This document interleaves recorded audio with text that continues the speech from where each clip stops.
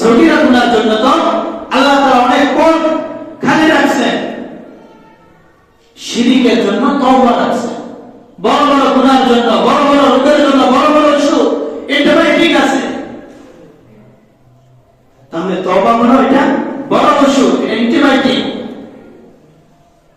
এটা যে করবে তার জীবনে কোনো গুনাহ থাকতে পারে না। সুবহানাল্লাহ। সাহাবীদের অসংখ্য ঘটনা আছে, হাদিস আছে। আজকাল আমাদের গুনাহ হয়, আমরা অনুতপ্ত হই না। হযরত সাহাবা রাদিয়াল্লাহু তাআলা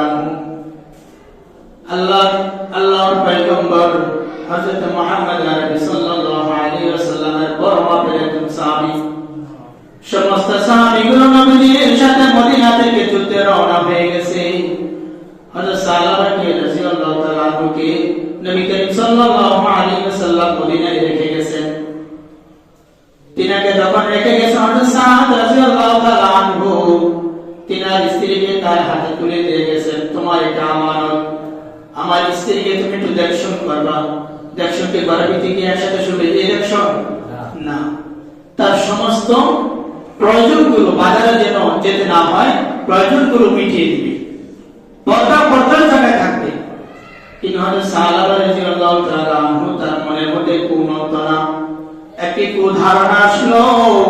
তাই তার বন্ধু হযরত সাদ রাদিয়াল্লাহু তাআলা আনহুর স্ত্রীর হাতে ধরলো।